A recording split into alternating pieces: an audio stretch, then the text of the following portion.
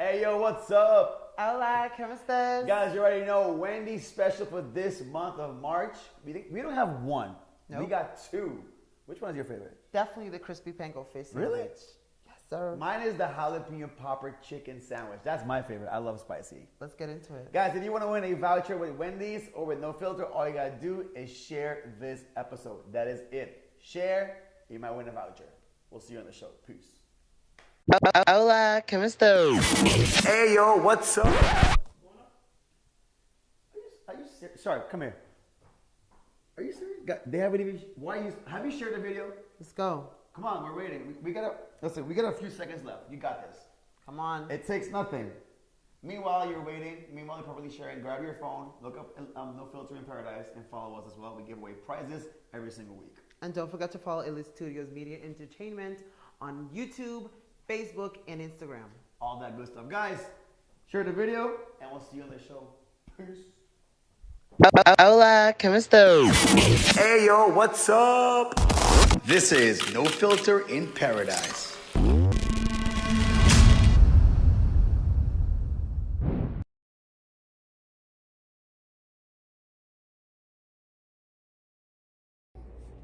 All right, what's up, guys? How you doing? Hola. I like the energy that you got going on today. Anyways, guys, hey, just real quick. Obviously, we're not gonna be having an episode today. In regards to what happened yesterday, we kind of want to dedicate this episode to mental health. We couldn't get somebody to come on the show right away, so we decided to let's re-air an episode that we already talked about on mental health. That was episode 15. So we're gonna re-upload this episode. And regarding for that, Shark, No. anything you want to add? I mean, if you need help, I feel like, and if you need to have the conversation, feel free to look for somebody, look for like a buddy or something that you can express yourself. Don't hold this in because too late is not really good. So you're gonna listen to me when I talk? I definitely will now. All right, guys. I hope you enjoyed the episode. Hopefully, it brings some knowledge or some. What Shark just said. If you need somebody to listen to, reach out to somebody. Like if it's not a family, if it's not a friend, find professional help. The first person I just thought about right now was Alicia Bucco. She put it on her story like, if you need help, text me free of charge. I'm not gonna charge you. I'm here to talk. So reach out to Alicia. I don't know anybody else. I don't know, top of my head. Do you know anybody? I know Misha, the same one that's gonna do the episode with us. She gave some tips also. So Yeah. you can watch the episode. Hope you enjoy. And I don't have a beard, but guys, I hope you enjoyed the episode, and we'll see y'all next week. Peace. Ow. Hola, ¿cómo estás? Hey, yo, what's up? This is No Filter in Paradise. Hey, yo, what's up? Hola, ¿cómo estás? What's up, guys? How you doing? Welcome back to another episode. Oh my God. Does it feel weird watching it here and not on TV? Yeah. Awesome. Guys, we have some guests here today, all the way. I don't have money. Ask for one to somebody else. Hey, guys, welcome to the show. We have a special episode today. For those who think we are comediante, we're not. Shots The fired. shade. So we like to go take a serious route every now and then, and today is one of those episodes. Fucking take it over. Why you always gotta? All right, guys. Also, if you're watching the show right now, it's currently 7:30 p.m., which means Wendy's is still open, I think, until 10 o'clock. So every single week, we give away 2 vouchers of Wendy's. You're currently watching this show on Facebook, which means there's a share button down in the right corner. Do not be a lazy person. It takes you 3 seconds to share. 5 seconds? Let's do it. All right. All right, guys, that's it. All right, all you have to do is share this video. You want to win a voucher? Very simple. Click the little share button, share it with your friends, and you participate a chance to win. Cool. Anyways, guys, today's show. Remember, we're taking out the. You know what? I was gonna say something about you, but now, you know what? I don't want to be mean today. So, but this is your guest. Please introduce your guest. Ooh, child. You know me too well. All right, y'all. So this is a very special guest. Today we have the baddest House of Crows, you know. Miss Mish Raymond. Okay, she is the best of the best, and We finna have her introduce herself right now. So Go for it. yes, I don't even know where I have to look, but okay. it's okay. That's this is basically yours, Okay. and then you talk to us also. Okay. Thank you for inviting me. No. Thank you for coming. No problem. My name is Misha Raymond, and today I'm not talking about House of Crows. But I'm a child and youth psychologist, and I've been working in that field for like 7 years now. And I am also a infant mental health specialist. And because of the topics today, I think that's why I was invited. Yes. So I hope to give you some more information on that. I mean, we're here to learn, you know? Like, Exactly. we all have personal questions as well. And I'm sure like there are things that I want to ask that I'm like we talked before we started rolling. I asked some questions that I'm curious about. So we also asked the people on Instagram, like, you know, like who suffers, like people that suffer from depression. Do you know anybody that suffers from depression and anxiety? Like almost 70% people said yes. We even asked people like, you know, what are things that you do? How do you deal with depression? And we got a shitload of answers. People are like, It was oh, crazy. smoking, sex. I'm like drinking. I'm like, yo, we need to talk about this. Painting, like it was a whole list of things that people do, which is why I'm glad you're here, that we can ask you these type of things, because in my opinion, everything that these people are saying that they do, for some reason I feel like that's what they do to mask the feeling. Yeah. And I don't think like you're tackling the depression, you're just hiding it or sweeping it on the rug you're suppressing trying to it. deal with it later on. So I feel like maybe that's their way of doing it, but I personally, like from my perspective watching it, I don't think that's the way it should be. Like, Have you ever? Sorry, go ahead. No, it's okay. No. Well, man, shut the fuck up. Okay, I'll shut the fuck up. I'm sorry. and a lot of things you've just that's to cope with the depression itself. But obviously, there's a whole route you would have to take if you want to get the diagnosis. There are specific criteria you would have to follow once clinically you get the depressive diagnosis. And it's different for kids and it's different for teenagers. Would be different for adults as well. I always say teenagers have like a passive right to be a little depressive because it's a very All the bullying. but a very challenging time in their lives as well. You have to make a lot of decisions with studies, friendships, relationships. You have to adjust. You're coming into your identity, and so there's a lot of big changes happening. So they almost have a rite of passage. It's a problem where they can't function. So we always look at functioning. Can you function within the social environment? Can you function within friendships and relationships? Or are you the whole time in your bedroom on the phone? Or Oh shit. Is that you too? Continue.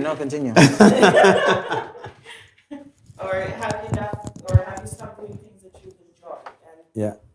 so we have to Just take switch on this into mic. consideration the whole big picture. It's not just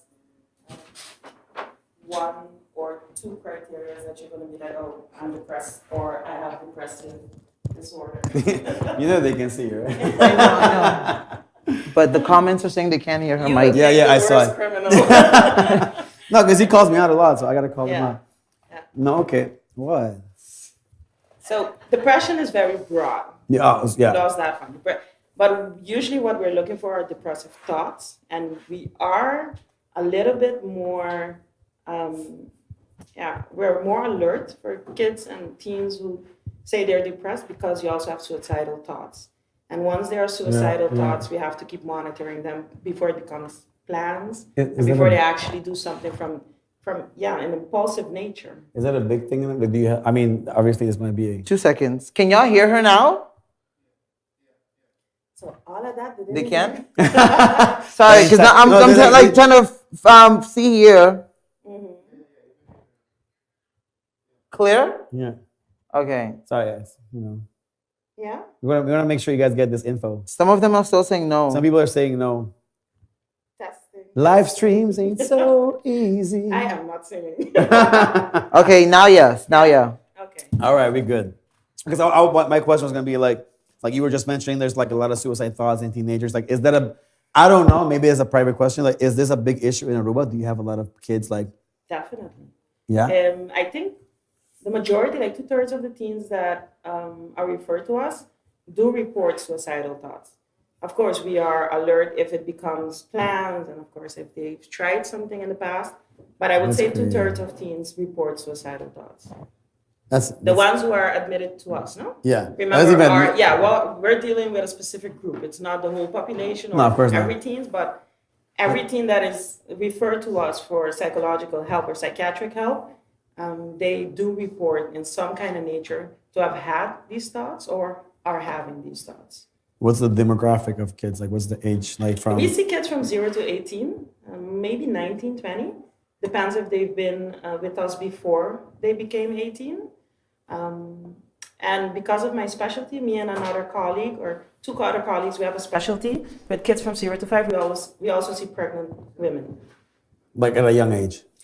No, just in general, if there are pregnant women who have peculiar thoughts about their unborn child, where you're worried about their attachment with a baby, they are also referred to us. Huh. Yeah. Okay. I mean, are you okay? Yeah, wait. Like some of them are still having. Are they fixing it? Guys, we just want to make sure everybody. Guys, Yeah, I want to make sure because they're saying that her mic is lower than ours. Yeah. Hey, maybe it's good for you. Maybe it's. I don't know. I'm trying to see. Okay, so Shay just said it's good now. Yeah. Yeah, I just saw Jesse tech Anthony. Hey, also, big. This is a little off topic. Hey, I want to give a happy birthday shout out to Spike. Today is his birthday. Ow, happy birthday. Happy birthday. I'm not sure what he's doing this weekend, but you better tell me. You better let me know. I need to know. I need to do something. I'm going crazy. All right, so what do you feel like, or so all these kids and teenagers that you've dealt with, what for you is like one cause of like depression? Like, what's the main thing? Yeah, it goes. It's a little bit more complicated than that. Here we go. Yeah. No, because like, how much time do we have? Oh, we have like 50 minutes. Everybody can be susceptible to developing depression, Okay. but it's an interaction of factors. And one of the main factors are stress and your environment. If you are being brought up in a very stressful environment, the chances of turning on your susceptibility to depression are heightened. There's a very big study that was conducted in San Diego in the early 90s. It's called the ACE study. It's good. It's good? Yeah. Okay. And the ACE study is adverse childhood experiences, and they've literally correlated like diseases at an older age, like heart diseases, lung diseases, things that are caused by stress mainly, but a lot of medical factors. They literally correlated that to early childhood stress or traumatic events. And one of them is also what we call psychopathology, is like being susceptible to develop psychiatric problems.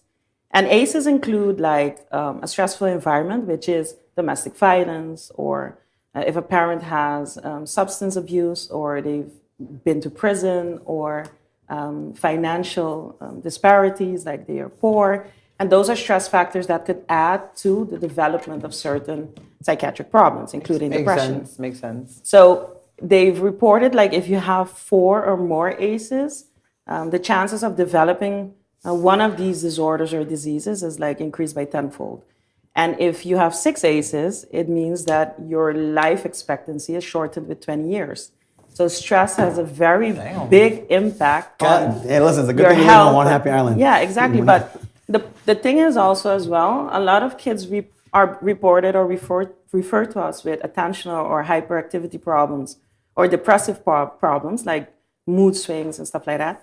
And very rarely they take a look at trauma, like what have these kids been through and what are they dealing with. A lot of kids, when they have a household where their parents cannot or they fail to actually parent them, they have to step up to the plate. So you have 8, 9-year-olds actually acting like little parents. So they are parentified. It's true. I had that with my cousins, some of my cousins. Yeah, so what happens is they forget that they're kids and their development is stagnated. So they don't develop accordingly. Yeah.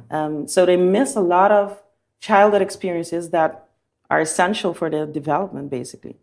But that's what we see a lot with depressive teens, and the stress and environment and friendships and social this and social that. A lot of teens that struggle with their identity, whether they are bisexual or LGBTQ community, they struggle a lot with that. And that could lead them also to depressive symptoms and thoughts. But it comes down to the thoughts. And I think that is one of the major differences between anxiety and depression are your thoughts. So I have a question for you. Uh-oh. Let's say. Did not see this coming. I'm like, what? Do I suffer from depression? No, Is my just dad to watching? show I you hope like, not. just to show you like a difference. So let's say you're walking down the road and you see this big, huge black dog running towards you. What happens next? I'm running. I am gone. I don't know. But A if big, it's huge barking black and- dog. If it's barking, It can be playing. I'm gone. I'm done. No. what do you mean? But you've mentioned something very essential. So you run. Why do you run? Because it's I don't- coming towards me. I'm scared. No, Like, I mean, but no. it's because your brain starts thinking like the most. it's coming to attack you. I don't want It's to the say wor- fucked up things, but like the Yeah. most worst case scenario, you start Exactly. thinking about like it's gonna bite me, it's gonna Yeah. rip my arm off. Exactly. Is it So you've mentioned the key components to what would lead to therapy, but you've mentioned the key components to cognitive behavior therapy. So there's something that happens, it is een gebeurtenis. Yeah. And that is a big black dog running towards you. It leads to a thought, it's gonna bite me. And that leads to a feeling, I am scared, which leads to a behavior, I am running. But let's say if you thought, this dog wants to play with me, would you still run or would you run towards the dog? Then you would. I mean, it makes you would stay, but like for I me, would- it's mostly like I've also been traumatized as a kid. Yeah. Like not a kid, actually, like 2 or 3 years ago. Somebody's dog, my stepsister's dog, came to our house and he had like a little chihuahua. What is wrong with you? Stop doing drugs, I told you. It's a joke. It's a joke. It's a joke. Damn. Anyways, so like one of my, she has like a big bull mastiff and we had like 2 chihuahuas at home. Yeah. And I think my chihuahua was barking. So I'm like, hey, shut up. Like the bark is annoying. Next thing I know, this bull mastiff is just killing this dog. Yeah. Like grabs my dog and I'm just standing there. I'm trying to get her out. Like all I'm hearing is screaming and screaming. And I'm like, Same. went to my sister like, yo, your dog is killing my dog. Yeah. And I remember like I'm leaving and I went to Gusto and started taking shots because I was shaking. I didn't know Yeah. what. So ever since then, I've been kind of scared of dogs. And like Sam. my own dog, I'm scared of walking with Yeah. her. But your anxiety towards dogs serves a purpose.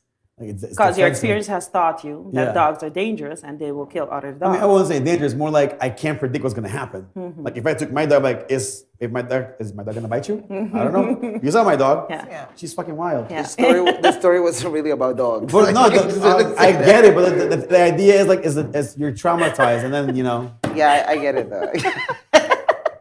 guys, I can enjoy the say. It show. was a I'm out of metaphor.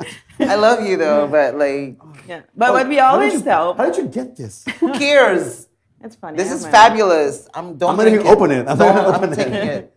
All right, sorry. Continue. But what we always say is we cannot change a feeling or we can't change what happened and we can't change what by nature you would do to react because you have to save yourself. If the dog is coming to attack you and you think you're going to die, you have to run. But what we can do is challenge thoughts. So we challenge thoughts like to experiment to see if that's exactly the case, what's going to happen, or if that is the case, then you would have acted accordingly. And if it's not the case, then you have a heightened anxiety that is not compatible with the situation. And we also have depressive thoughts. And depressive thoughts would be like, oh, the dog is not even going to come towards me because I'm not good enough. And those What the thoughts fuck? would Oh, depict, wow. like those thoughts would depict the feeling and a behavior like just standing there and let the dog do its thing. So thoughts are very powerful and it could depict your feeling and your behavior and how you set yourself up in an environment as well. So that I think that's the main difference. Of course, you have a classification that we apply to see where it would fall. And technically, a lot of disorders have a very similar underlying mechanism. But it comes down to the key differences that would lead to the best approach in therapy. Wow. I'm like shaken. Yeah. I mean, listen, it's like just like with the few episodes we had before. Like whenever it has a serious topic, we're always like quiet and like, Yeah, I'm like in it. yo, I'm just sorry. keep to talk the whole hour. We're Yeah. listening because we're learning. Yeah. Yeah. So I want to know, like, if you're someone, like, I know, like, y'all gonna comment also, but like people that suffer from anxiety, what do they feel? Like, how do I know I've been in a situation Yeah. where I've been anxious or like Yeah. I'm feeling like I'm anxiety? Well, I think a lot of people underestimate how scary it is to have anxiety. And literally, we've had kids that we would have to go to them at their houses because they would not leave their room because they literally think everything's going to happen as soon as they leave the door. Oh, whoa. And it's not only dysfunctional on a behavioral level, but it's also dysfunctional on a developmental, psychological, cognitive level. because you're literally not having experiences that you should have. These kids stop going to school. They don't have any friends. They don't apply themselves in a social context that would aid them to better prepare them for society. Yeah. Everything has to do with society. Like, you would see someone is anxious or not exactly according to the norm because of the cultural and societal expectations we have of each other. Like, if someone would be the whole day in their room, maybe in a different part of the world it's not weird, but for us it would be like, "Que pasaba, what estranho?" Like, get out of your room. But maybe in a different part of the world, being in your room 24/7 is just normal life. So it also has that social, cultural expectation to it.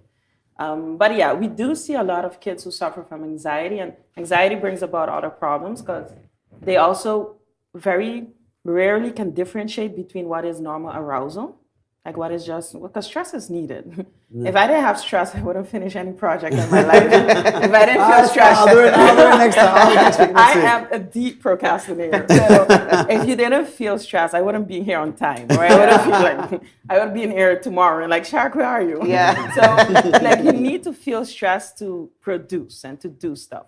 The problem is when you have stress levels that are heightened and it does not fit within the rationale or the context of the environment or what is happening. So you would feel anxiety everywhere you go, and like, you're very alert. You cannot differentiate between what is normal heart palpitations and what is normal to be like sweaty and a little nervous, and what if you're feeling that every little time and every little second. And it could lead to panic attacks. And I don't know if you've had a panic attack, but that I don't is think I have. scary. I've seen it. Yeah. But... Like, you literally, people literally think they're dying. Like, they think their time has come. I almost had it with the snakes. Oh yeah, no. But it didn't get like that. No, that thing. Snakes. But I was like, I thought you were joking. I'm not joking. No, at a certain point, I'm not gonna lie. At a certain point, like when the snake was coming, Shark, honey, snakes, I'm gone. No, like they locked me in a cage in Philip with 3 pythons. We literally locked them. And I was like, first I was like, okay, whatever. But when I saw the snake legit coming and the black python just kept watching me shit in my face, I was like, okay, like this shit is getting real. And then Philip's on the phone, like booking reservations for tours. And I'm like, yo, somebody open this thing. Like I really was getting like, okay, I can't breathe correctly anymore. So when that gate opened up, I was like, guys, we actually have that on video. If you guys want us to release it, like this video right now. I'm watching. I have a special request. I want to see it. So there you go. If you want me to release that video, Shark in the Cage with Snakes, like the video. Let's go. And the problem with panic attacks is once you've had it, the fear of having it again is much worse than the actual panic attack. So they start avoiding going to places where they think like there will be a lot of people, or because they don't want people to see they're having a panic attack. Yeah. So they're driving themselves crazy, and without having an actual panic attack. So that is also you have different sorts of anxieties and phobias, but that is one of the most reported symptom we get, like panic attacks. I saw that on I was watching The Real Housewives of Potomac, and one of the girls, shut the hell up. I was like, one of the girls, like it's real life, but she was like super anxious to come out with the baby. Like she was like, no, everything bad can happen to the child. Like she would just want to stay inside. And when it comes to exactly those kind of moms who have babies but are anxious to just flow into motherhood, we also get involved. Because babies are the most susceptible to changes in their environment and stress because their brain is developing so fast at a rapid tempo at such a young age. Like, could you imagine? Like a 2-year-old needs to learn how to talk, and before that walk and make friends and play and accord this and that. And a parent has a whole day in their face, like, can you do this? Can you do that? But also the pressure is on for 2-year-olds. I never thought about it. I mean, the kid won't remember, Nah. No, but I mean, it's a process going on. It's like a lot of different things for real that you're forcing this kid to do. So. And up until 2 years, your brain is making like 700 to like 1,000 connections per second, like forming and taking in everything, like the lights and the colors and the people. And then after, like between the years 3 and 5, the brain is going to prune the connections. Like it's only going to keep those connections that are essential for your survival. But if you're not being given the opportunity to form connections in the early years, what is your brain going to prune? Because then there will be little to work with, and they're going to prune away that little bit that they have. That's why the worst abuse is neglect. if a child is being neglected to experiences, to people, to relationships, because it wouldn't form those connections that would help the kid to specialize what is being needed and used for the Let me environment. see if my dad's watching this show. No pun intended. This is not for parents. The shade. No, Okay, I mean, but since you brought I'm that gonna need up, a Whoa. disclaimer. since you brought this up, I'm scared of where you're going with this. I just want to know, like, how important is it for people that suffer from, like, or they don't think that they suffer from a depression, but how important is it to, like, seek help, like, to go to a therapist? Because Well, as I said in the beginning, it depends on your Fucking, I functioning. knew you're gonna look my And way. it depends on your functioning. If you don't have a problem with it, who am I to tell you have a problem with it? If you have a problem with it, that would be a motivation to seek help. But then how do you know you have a problem? Like, you know what I mean? Like, maybe for me, I'm like, Speak up, baby boy. See, Because we had this conversation. I We've know, had that's this why I conversation. speak up. This is your time. I want you to. So everyone's gonna watch my therapy session right now. I charge by the hour. Wow. Well, you know, there's some water. Deduct that from the price. You want some Wendy's vouchers? Guys, share the video to win some Wendy's. No, I but- mean, like, how yeah. do you know? You know, like, for example, like we were talking about it. In my mind, I'm Same. like, I'm totally okay with this. Same. And they're like, no, you have to go see a fucking therapist. But do you tell him he needs to see a therapist because of your social expectation and norms of who's a social person? No, I No. tell him that because of, like, how he feels when he drinks a certain amount. His real feelings come out. Wait. I'm just saying, Sam. What did you just? Wait, hold up. No, I wasn't even drinking that day. I had like 2 fucking drinks. No, but you opened up to us about when you do drink. I did say, like, whenever I drink excessively, like I say excessively is, you know, whatever. Fuck it, I don't know. Yeah, but alcohol heightens emotion. Of course, right? and then Yeah. like I remember there's like I can count like 3 times in my life I have like completely burst out crying. But last time was like on my 30th birthday. Like I remember like I left at my party and then like I was calling my Same. friend on the phone See, and he's far away and I'm like yeah. So well, like yeah, I mean that means obviously I have issues from a young age. I think like on the disclaimer or not disclaimer, like my mom did pass away when I was 18. So that's also an issue that I've been dealing with. Yeah. Because I was like mama's boy, die hard. Yeah. That's why whenever he said like, "I but mom, oh my god, I'm so sorry." Ah, You always say no, but I mean, You're gonna make people hate but me. this is I call it the mom bomb. Yeah, this is a usual turn when I give. No, but I mean, look, This is a free everybody. session, right? Yeah, Just want to make this is sure. a free session. Okay, good. I don't got money. Yeah, but I always go back. Look, you cannot change the past, and a lot you cannot control. Absolutely not. And everybody has something in their past that haunts them or is part of them. Yeah. And I'm doing also it's a 2-year opleiding of longer than that actually. It's called systeemtherapeut. And then you deal with the whole family. I usually Like some sort never see just the kid or the teen. I see the whole system. Is it like an intervention thing? It's not an intervention, but You I- It's like a family you will session. not, It's a family You will session. not catch me like that in a room with my dad and everybody else. But Maybe that- with my but- sister. But that's the thing. My sister, No, yeah. but that's the thing. Therapy happens when everybody's in the room. Thank you. I know, but what if you've already approached, like, what if I've already had this conversation with this person? You had the conversation, but did you, like, take the step, like, Yeah. in therapy as a family? Yeah. Because all of you had the same loss. All of you lost your mom, but it wasn't Okay. just you. No, I get so then, But in my mind, I'm like, if I'm reaching out to you, like, Yeah. personally, and I'm explaining to you, and not that you don't give a shit, but it's more like it didn't No, I do change- give a shit. I No, really do. I'm not talking about you. I'm just talking about in general this person. Yeah. You know, like I'm explaining, hey, these are my emotions, this is what Same. I'm feeling, but Same. there is no change. Then I'm like, you know what? If you don't give a fuck, then I don't give a fuck. Same, So- same. but maybe that's how they cope with the situation for themselves. Like, they maybe you are willing to open up and talk about it, but then that person is like, they also had a loss, and they probably don't want to deal, like, that's how they deal with it, by not dealing with it. You cannot be separated from your family system. You can run from it, but you cannot be separated from it. And it's exactly that. Everybody has experienced certain loss or traumas in a family system. And it's not about your personal story, it's about the family story. Because it is een levensverhaal, it's your life story. And you can tweak it and put a different filter on it, but it's always going to be your family story. And therapy happens when everybody's in the room. And believe me, those are the most, to me, I think any family therapist will tell you, the most anxious sessions because there's a lot going on. Yeah. Like there's a lot nonverbal communication. I've had families come in with fathers who were physically abusive to the extent where you're like, I need to call the police. What's up? But it wouldn't serve nobody if I lost the dad in the whole process, because he's as important as well. The key part. And everybody has an emotional need. I don't care if you're 50 or 3, everybody has an emotional need. So when you're in the room, you have to divert your attention and energy to everybody in the room's needs. Like sometimes, sometimes a kid, and kid is aangemelde client, that's a referred client. But when you're in a room with a family, you see very easily who takes over. I've had kids come in with depression and cutting and suicidal thoughts. And every time I have a family session, the dad is the only one talking. And then I would be like, so tell me a little bit about you. And then a whole story comes about their own upbringing. And kids start to see and understand their parents a little differently. But definitely because think about it. There's no such thing as a baby.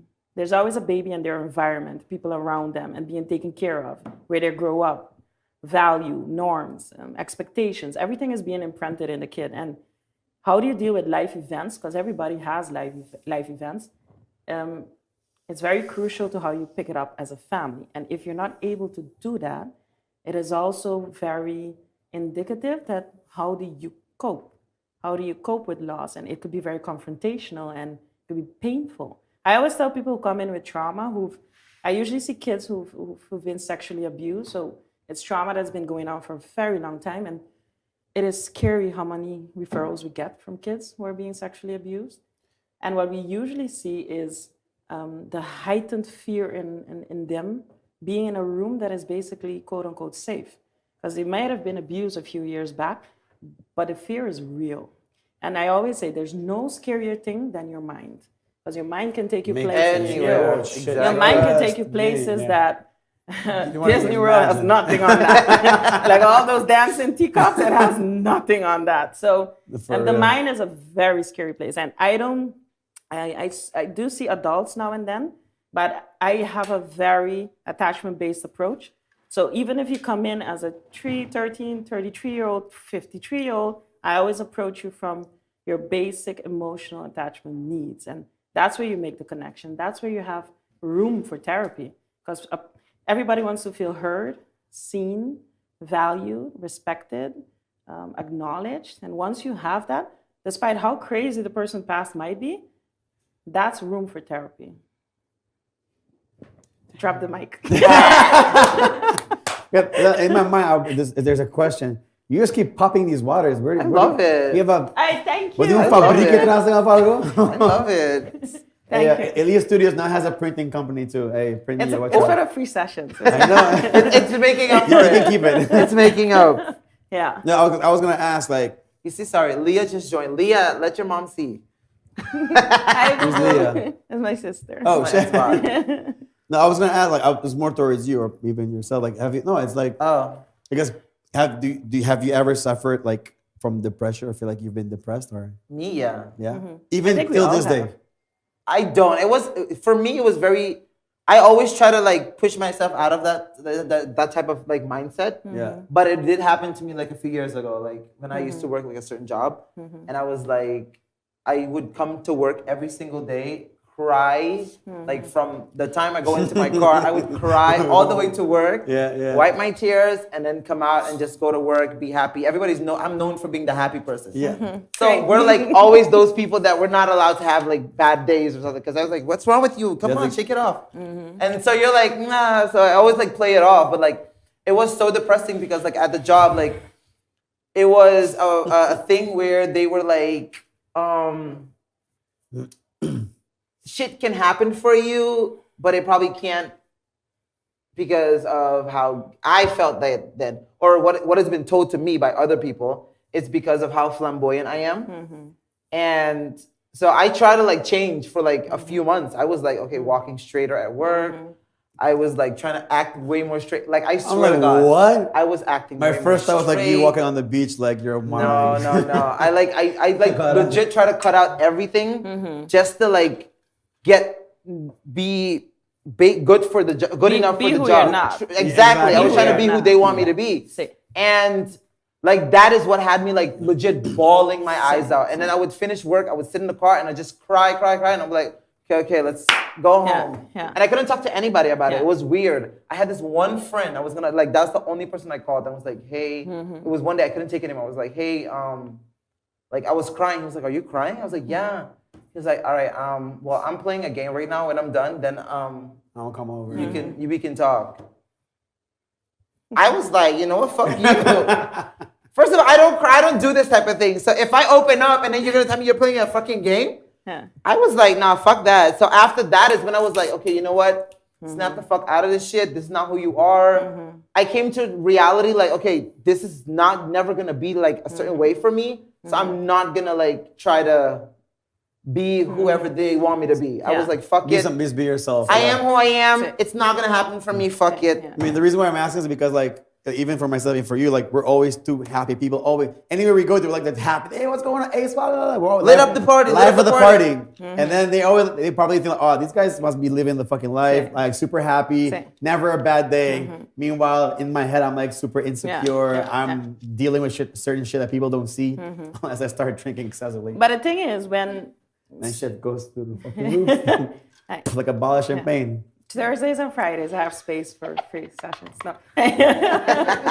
We'll do it over lunch. I'll buy you lunch. Tomorrow. Wendy's voucher. Thank you, Wendy's.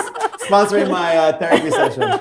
But they were told me, like, you should see a therapist. I'm like, dude, I don't know. I actually went to one when my mom passed away.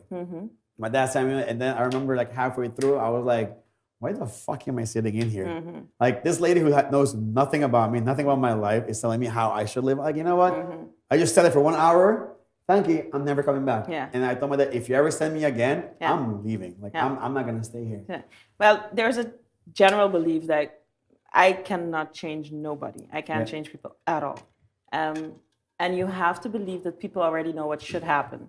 But confronting what should happen and actually speaking out those thoughts, that could be a scary process in itself.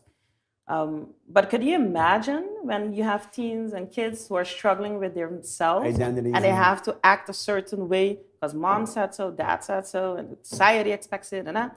Because kids come in the room and they're literally, you could see they're depressed, like they're closed off and they want to talk and they've given up. And I usually start about music, and my taste in music is pretty juvenile.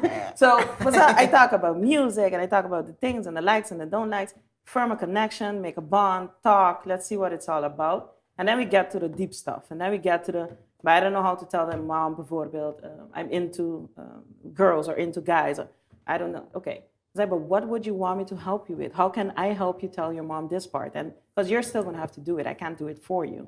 So how do you build someone up like that? And what you usually see is that's when the depression kind of gets its seeds. Like I feel that. Like not knowing how to act. Present yourself and going absolutely against who you authentically are. And I see that a lot in teenagers. So it's definitely relatable, what you're saying right now. I have people asking, as an upcoming social... I was about to ask that. Yeah. How do you deal with... So people are asking, how do you deal with everything you hear? Like, how do you go home and sit like... Shit. You have like, I'm not do you have like a gonna bar lie. at Is home? there red wine? No, I'm not gonna... No, whiskey. I'm not gonna lie. Yes! We're going to 7 West after. You want to come and have... No, I'm not gonna lie. In the beginning, it was pretty hard, especially with younger kids. And it goes from just anxiety to deep-rooted trauma. And kids who honestly believe they are not worth it. But in the beginning, there were more cases. I'm also part of a kindermishandelingscommissie in the ziekenhuis. So we get all the reports and we talk about them. So in the beginning, it was hard because you take your work home.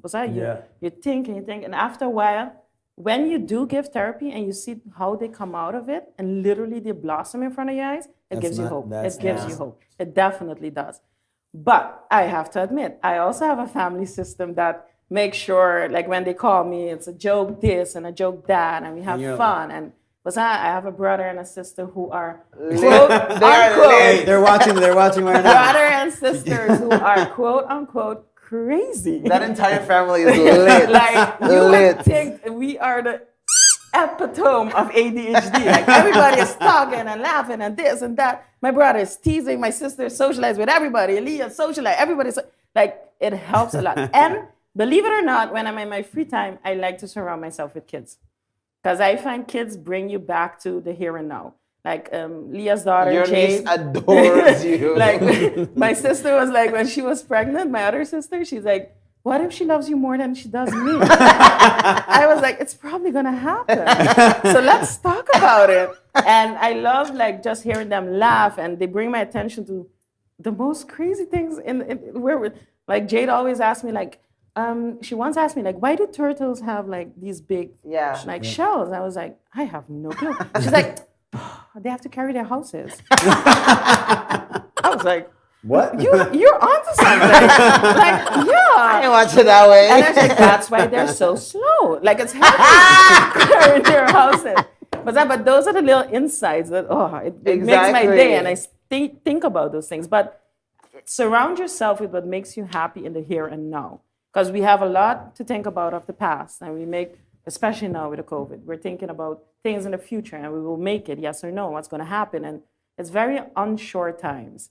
And when there's unsure times, make sure you surround yourself with things or people that bring you and like center you, ground you. I always paint the little like an anchor, like what anchors you, like what anchors you, hold you that, but like put exactly. like a flag in the ground, like feel grounded, like what makes you feel like grounded, a rock, or whatever you want to call it. Anything. Yeah. So definitely, shout out to my family. they know, they see, and especially my mom. So she's probably gonna scour Google and Facebook for that paradise thing because she wants to see me online. There's no filter in paradise. Give it up. So, but some people who any little thing I do, they're proud and they want to talk and they want to find out, and making sure that you're valued and you're important to them. It doesn't matter what I do. Yeah. They always make sure to call me at the end of the day. How was your day? Tell me a little bit about those cases that stick in your mind. I was like, okay, was that anonymously? Of it's course. Also like a release for you as well. It's definitely a release. I feel like that's something that a lot of people in Aruba's family is missing. That like the caring, the loving, like, hey, how was your day? Open conversation. Yeah. I feel like in general, like there's what it is. I feel like also, well, with my family, it's like that. It's like throw my family. Families. It's fuck it. It's no filter in paradise. I know. Fuck it. Sorry, families. My dad's gonna be like, so what were you saying? Sorry. On the show. But like, disclaimer. Fuck it. But like with my family, we grew up with like, my mom does not approve of the way I live, where I post every fucking thing. Like, I'm a social media girl. Like I post shit, you know? Yeah. My mom is like, they come from a time where everything is like private. Yeah. So if somebody got pregnant, you keep that shit private for as long as you can. Family secrets are family secrets. And it's so different. It's so weird because like, I think I don't blame her for that because that's how she got raised. Yeah. But it created a thing where me and my sisters, we don't have that like thing where I can be as open like how I am here or with my friends. I can't be that open with my sister. So when I get home, it's like a whole different vibe because it's like, okay, we don't have those conversations, you know? It's just like but there's a reason. There's a reason to advocate to be your authentic self. I remember myself when I was in Holland a few years back, and I used to relax my hair. Like I used to have bone straight hair. And I remember at some certain point in Holland, all these girls walking with curls. And I know I have curls. I mean, I'm not blind. I relax for a reason. So I remember all these girls with all these curls. I was like, I want that as well. And I remember my sister just moved to Holland, Sinara, the other sister. And she was like, let's just chop off our hair. But that is a big thing to do, the big chop. And my sister was like, I don't think we can do it. I went in the room and took a scissors and started cutting my hair. And my sister's like, oh, snap. You snapped. Like, I'm going to help you. Like, stop. And I was like, yeah, just cut a little in the back, cut it in the front. So, and I did the big chop. And I remember my mom freaking out. She called me on Skype and she's like, what happened? I didn't want to talk. Is there something wrong? Oh my God. I was like, no. She's like, you can be honest with me. Do I have to come to Holland? Are you depressed? I'm like, no, I just cut my hair. And from that moment on, I have been unapologetically myself with my hair, especially when you go to, me too. to go for a job interview or. You should have been. For a few years ago. But it's something about getting connected to who you are and being your authentic self. that kind of buffers you for life. It's not easy though. No, it's not. It's not easy. It's not. And we always try, especially in therapies that I do with, say, teenagers, try to find that one thing that makes you different. Try to connect with what makes you different. Because if we were all the same, it would be boring. and I thoroughly enjoy my work. I really do. I enjoy talking to kids, talking to teens. I enjoy the good moments. I enjoy the not so good moments. I enjoy the stories. Because at some point, you have to be humble that people allow you to see something so difficult and something so sad about them. And you have to be honored to be invited into their stories. So I go to work very humbly and I take in these stories and you try to help families and kids every day, but I love it.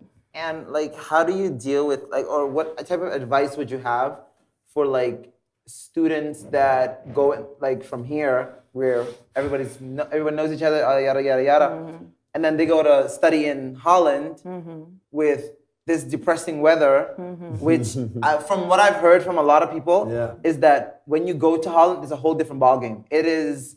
Like exactly. it's 9 years. I've been in Holland 9 years. You're independent. Everybody that you came with, like y'all don't have time for each other anymore. Like that, like you are on your own right now, and that can get like really depressing. So like, what type of advice can you give to like the young students going abroad to do this? I think it's been a lifelong problem where a lot of students either come back or they don't make it in Holland. Because they jump in front of trains, like it's I didn't bad. want to say it, but shit. No. I was bad. just like, like during winter time. Yeah, it's bad, and you have to buffer yourself up for the reality of what is literally being thrown to the world and out there. Because you're very pampered here, like we're pampered. Like extremely. Till the day of today, my mom was like, "I made you breakfast." I mean, Mom, I just need coffee. Like that's how I eat coffee. Oh shit, that doesn't exist in my house.